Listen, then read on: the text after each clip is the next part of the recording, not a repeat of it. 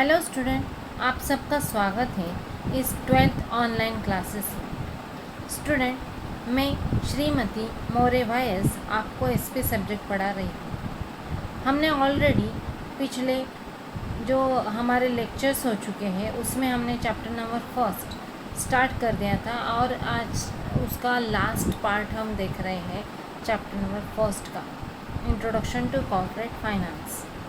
तो स्टूडेंट, आज हम देखेंगे कि कैपिटल स्ट्रक्चर क्या होता है, उसके बारे में आज हम देखेंगे। पिछले लेक्चर में हमने देखा कि कैपिटल स्ट्रक्चर यानी क्या। हमने देखा या फिक्स कैपिटल और वर्किंग कैपिटल के बारे में स्टडी किया। उसमें हमने फैक्टर्स अफेक्टिंग वर्किंग कैपिटल और फैक्टर अफेक्टिंग फिक्स कैपिटल, इसके बारे में भी देखा। कैपिटल स्ट्रक्चर आगे हम आज देखेंगे। कैपिटल स्ट्रक्चर दोस्तों, ये पर्टिकुलर टॉपिक जो है वो कैपिटल स्ट्रक्चर जो भाग है, तो ये बोर्ड एग्ज़ाम के लिए आपको आईएमपी कह सकते हैं आप उसको, तो ये आता है बहुत बार। तो देखेंगे कैपिटल स्ट्रक्चर। तो कैपिटल यानी वो पैसा जो आप अपने बिजनेस के लिए लगाते हैं, बिज़नेस स्टार्ट करने के लिए लगाते हैं, तो उसको आप कहेंगे कैपिटल। और स्ट्रक्चर यानी क्या होता है कि ढांचा, हम उसे कह सकते हैं। आप जब कोई भी बिल्डिंग एस्टेब्लिश करते हो तो बिल्डिंग एस्टेब्लिश करते समय आपको कैपिटल लगता है। और स्ट्रक्चर यानी एक पर्टिकुलर देखो, आप ढांचा बनाते हो, उसी साइज़ की बिल्डिंग हम बनाते हैं, छोटा हो या बड़ा हो, तो उसी को हम कहेंगे स्ट्रक्चर। फॉर एग्ज़ाम्पल, आप जब बिल्डिंग बनाते समय आपको पिलर्स लगते हैं अलग अलग तरीके के, उसको कहेंगे हम स्ट्रक्चर। कैपिटल स्ट्रक्चर हमारे बिजनेस में या फिर कोई भी बिजनेस हो हमारा, उसमें कैपिटल स्ट्रक्चर होना बहुत ज़रूरी है। यहाँ पे मैंने आपको एक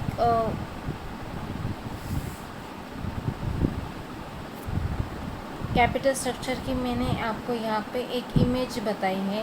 कैपिटल स्ट्रक्चर्स देखो, उसमें क्या क्या आता है, डेब्ट्स कैपिटल आता है और इक्विटी कैपिटल्स आता है, दोनों कैपिटल्स आते हैं। डेब्ट्स कैपिटल क्या होता है ये हमने पिछले लेक्चर में देखा, और इक्विटी कैपिटल क्या होता है ये भी हमने देखा।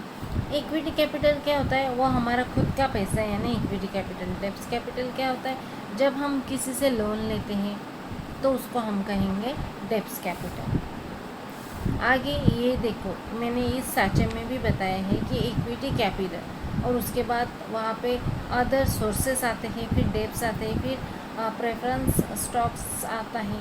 ये सभी यहाँ पे कैपिटल स्ट्रक्चर में आता है। हम देखेंगे आज, अगर आपको बिज़नेस स्टार्ट करना है तो आपके पास होते हैं 1000 और बिज़नेस स्टार्ट करने के लिए हमें लगने वाले हैं 2000। तो आपके पास 1000 रुपीज़ तो नहीं है, पर बैंक से या बाहर से आप जब लेते हो, लोन लेते हो, बैंक ने लिया है, तो बैंक आपको 1000 रुपीज़ पे 100 रुपीज़ ज़्यादा लगा देती है।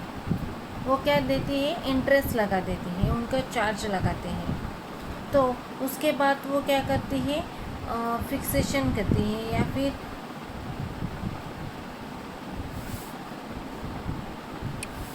अगर आप जब आपके फ्रेंड के पास से लेते हो तो आपको 70 रुपये वो देगा। अगर आपने उसको 1000 पे 70 रुपये देने हैं और बैंक को आपको 1000 पे 100 रुपीज़ देने हैं, तो फ्रेंड को ही हम क्या देंगे, डिविडेंड दे सकते हैं। बैंक को भी डिविडेंड देना पड़ता है, हमें क्या करना पड़ता है, इंटरेस्ट पे करना पड़ता है।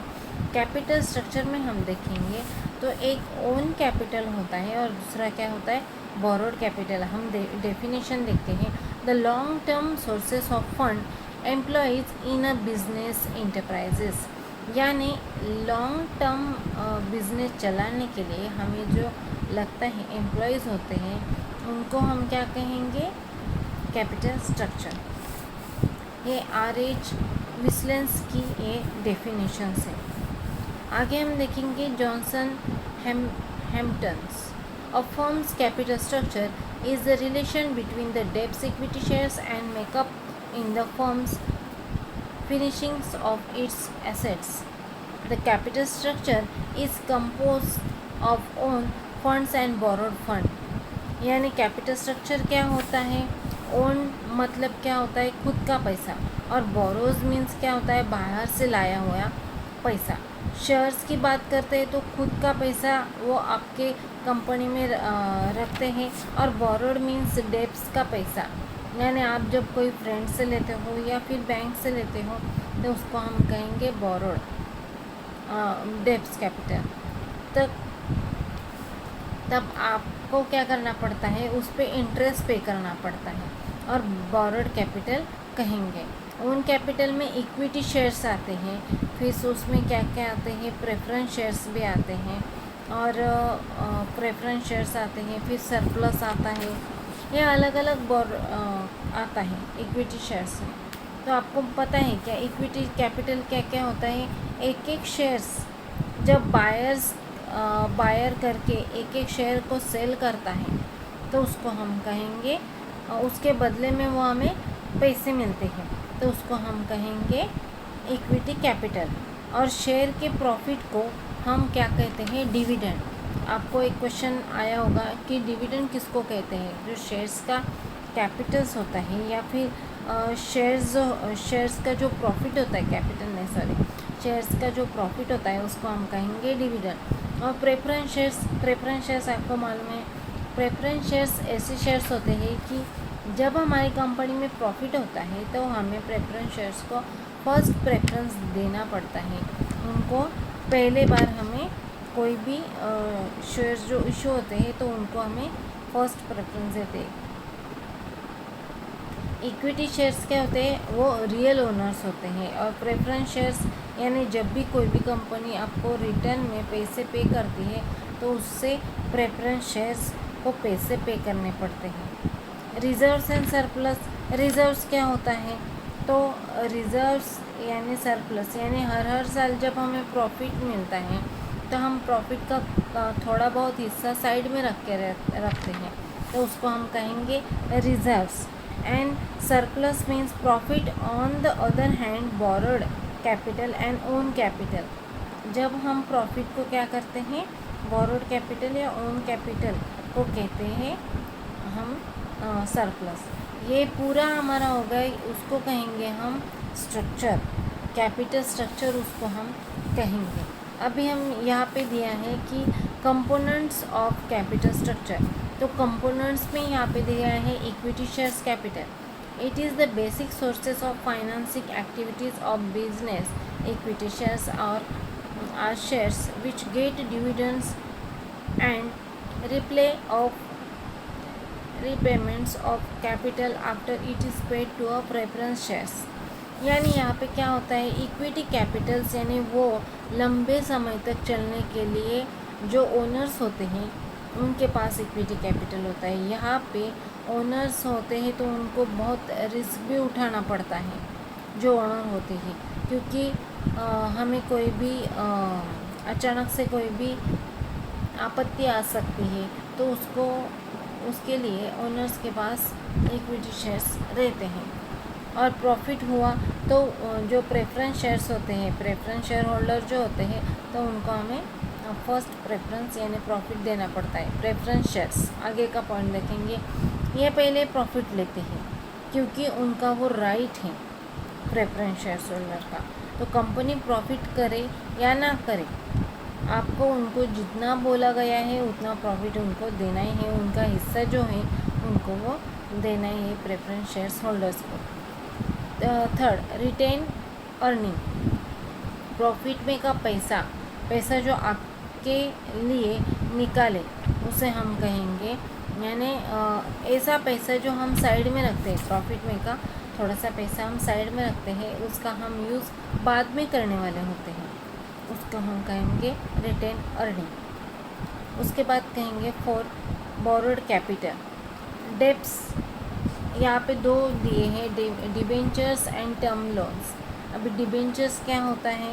डिबेंचर्स के ऊपर डिविडेंड मिलता है तो उसको हम कहेंगे डिबेंचर्स। अभी डिबेंचर्स बोरोड कैपिटल में भी आते हैं। टर्म्स लोन यानी हम जो बैंक से लेते हुए पैसे लेते हैं उसको हम कहेंगे टर्म्स लोन। आगे देखेंगे हम, यहाँ पे आपको दिखाई दे रहा है बैलेंस शीट बताया गया है। Balance sheet of ABC company का दिया गया है लिमिटेड। यहाँ पे लायबिलिटी साइड है और एसेट साइड भी है। तो लायबिलिटी साइड में आपको दिया गया है शेयर कैपिटल्स, यानी फर्स्ट किनको हम प्रेफरेंस देते हैं तो शेयर्स कैपिटल जो होते हैं उनको हम प्रेफरेंस दिया है। तो अभी यहाँ पे दिया है 10,000 equity shares of ₹10 each fully paid, यानी इक्विटी शेयर जो है उनकी वैल्यू जो है रुपीज़ जो है वो 10 है ईच इक्विटी शेयर्स की, वो 10,000 के तो वो हो गए 1 लाख। फिर 5,000 प्रेफरेंस शेयर से उनकी रुपीज़ है 100 ईच फुल्ली पेड। अभी प्रेफरेंस शेयर्स की वैल्यू जो होती है वो फर्स्ट एक प्रेफरेंस शेयर्स की वैल्यू होती है 100 रुपीज़, तो 5,000 के 100 रुपीज़ से हो गए 5 लाख। फिर रिजर्व्स एंड सरप्लस आपको मैंने बताया है, जो रिजर्व्स हमें प्रॉफिट होता है बैंक बिजनेस में जो प्रॉफिट होता है उसको हम रिजर्व में बाद में यूज़ करने के लिए रखते हैं साइड में। सरप्लस भी मैंने आपको बताया। फिर वहाँ पे लायबिलिटी दी गई है 1,000 10% debentures of ₹100 each fully paid. यहाँ पे 1,000 के 10% डिबेंचर से 100 ईच फुल्ली, तो वो हो गए 1 लाख। सन्ड्री क्रेडिटर्स दिए गए 30,000, बिल्स पेबल दिए गए हैं 20,000। अब एसेट साइड में जब हम देखते हैं तो फिक्स कैपिटल है, वहाँ पे बिल्डिंग है, प्लांट एंड मशीनरीज है, करंट एसेट्स है। करंट एसेट में क्या क्या दिए गए हैं, सन्ड्री डेटर्स है, इन्वेंटरीज है, cash in hand, cash at bank. जो हमने यहाँ पे जो लिया है यानी कैश इन हैंड, जो पैसे हमारे पास आने वाले होते हैं या फिर हम उन पे खर्चा किए जाते हैं। अभी यहाँ पे कैपिटल स्ट्रक्चर में क्या क्या बताया है, equity shares capital plus preference shares capital plus reserves and plus debentures, उनकी जब हम टोटल करते हैं 7,50,000 तो वो होगा हमारा कैपिटल स्ट्रक्चर एक्चुअल का। तो ये हमारा पूरा यहाँ पे सिलेबस ये पूरा चैप्टर्स ख़त्म हो रहा है, सिलेबस नहीं सॉरी, पूरा चैप्टर्स हमारा यहाँ पे ख़त्म हो रहा है। आगे उन्होंने बताया है कि क्या क्या डिफरेंस होता है फिक्स कैपिटल में और वर्किंग कैपिटल में। तो दोस्तों आज यहाँ पे हमारा फर्स्ट चैप्टर एंड हो गया। हम आगे के लेक्चर में देखेंगे चैप्टर नंबर 2। तभी के लिए थैंक यू, धन्यवाद।